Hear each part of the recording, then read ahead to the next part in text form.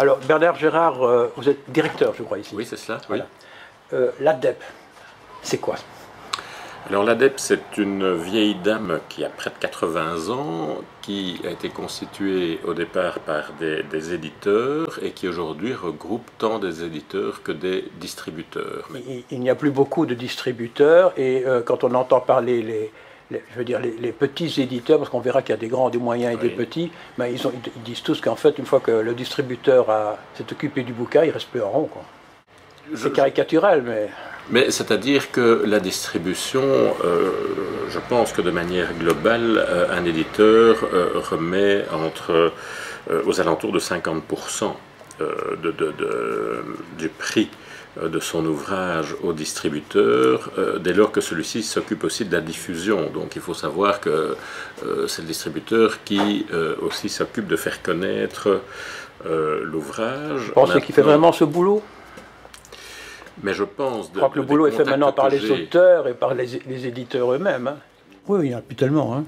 Je dirais qu'il y a 5 maisons de distribution pures et qu'il y a encore quelques éditeurs qui comme Wayreich et des choses comme ça qui font un petit peu... Oui, oui. Ou alors même de plus gros, hein, comme Darou Lombard qui a sa maison de distribution. C'est ça.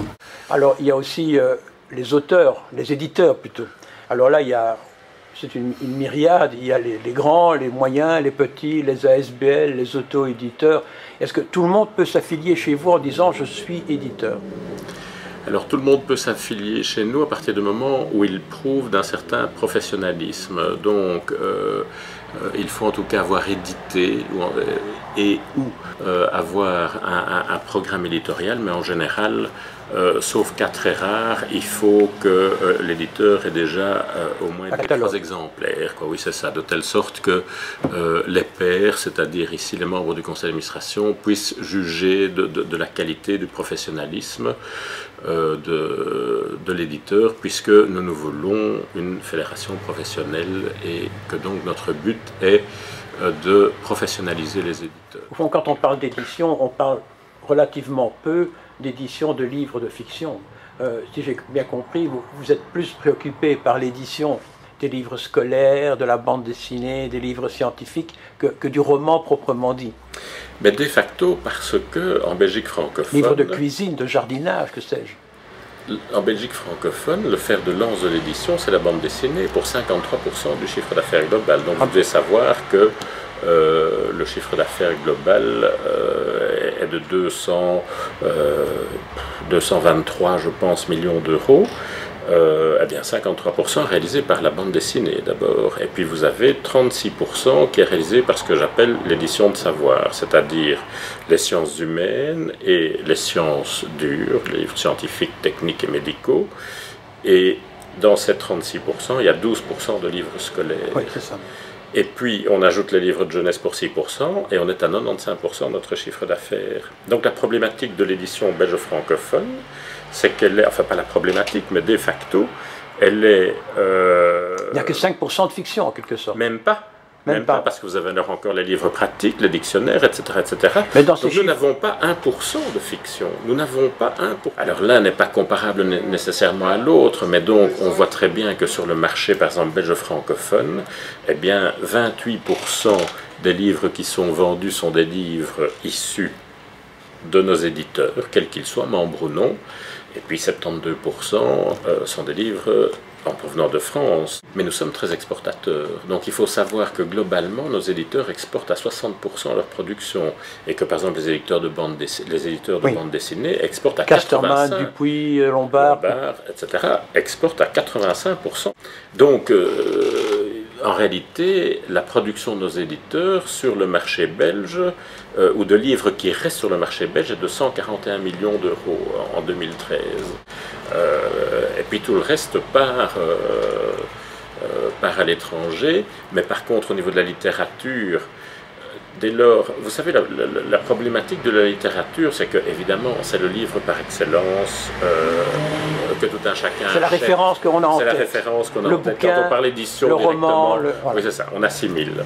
Mais comment voulez-vous qu'un éditeur belge concurrence Gallimard, Le Seuil, Albin Michel, etc., qui sont des maisons d'édition qui directement s'adressent à un potentiel de 60 millions de lecteurs, qui ont des aides d'État que nous n'avons pas nous, parce que ça c'est un problème évidemment aussi. La France dispose de programmes d'aide. Qu'il n'y a pas en Belgique.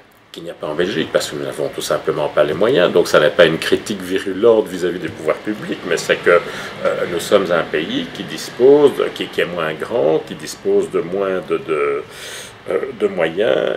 J'ai vu également que vous êtes en relation avec Reprobel. Donc en quelque sorte, vous êtes également des collecteurs des droits d'auteur et redistributeurs comme Absolument. la SABAM. Absolument. Donc, par la loi de 94 sur le droit d'auteur que le sénateur Roger Lallemand a mis sur pied, oui, je dirais, ou dont il a été l'initiateur, il y a une société de perception de droit national qui a été créée en Belgique, qui est Reprobel, et qui va donc percevoir auprès, au fond, des grands organismes qui photocopient. Et donc vous redistribuez également à vos auteurs affiliés à votre association? Non, donc Reprobel est constitué par un collège des auteurs et un collège des éditeurs. Et de par la loi, pour la reprographie, par exemple, il a été statué que la reprographie serait répartie, la rémunération en reprographie serait répartie 50-50.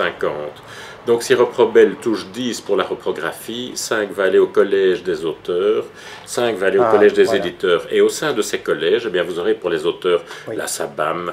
C'est ce qui vous différencie de la SABAM, puisque vous êtes plus alors un distributeur vis-à-vis des éditeurs que la SABAM. Ah mais bien sûr. Parce que la SABAM n'est pas tellement intéressée par les éditeurs, mais par contre, a lancé tout un système. Elle est d'ailleurs partenaire de notre émission, donc on connaît un peu le problème. Elle est intéressée par la redistribution chez les auteurs. Tout à fait. Donc vous avez tout ce qui est collège auteur, vous avez 7 sociétés de gestion au sein du collège des auteurs, oui, et 8 au sein du collège des éditeurs. Et donc par exemple, en tant qu'éditeur, eh bien, nous avons avec nous les éditeurs de presse, les éditeurs de revues, et puis les éditeurs de livres, évidemment, mais aussi les éditeurs de partitions de musique. Enfin, ce sont quand même des flux d'argent importants, entre guillemets, par rapport au pays. Sûr, mais bien sûr, donc Copybel répartit entre 1,2 million et 2 millions, entre 1,9 million et 2 millions par an aux ayants droit. De droit de reprographie. Oui. À condition, reprographie et droit de prêt. À condition d'être affilié à Reprobel, à Copybel. Tout à fait. Et Copybel, c'est vous en fait. Oui, enfin c'est moi. Oui, non mais je veux dire, mais c'est ici, oui, tout à fait. Un éditeur peut prendre contact avec nous, bien sûr. Et d'ailleurs, nous avons un site internet, nous faisons de la publicité, etc.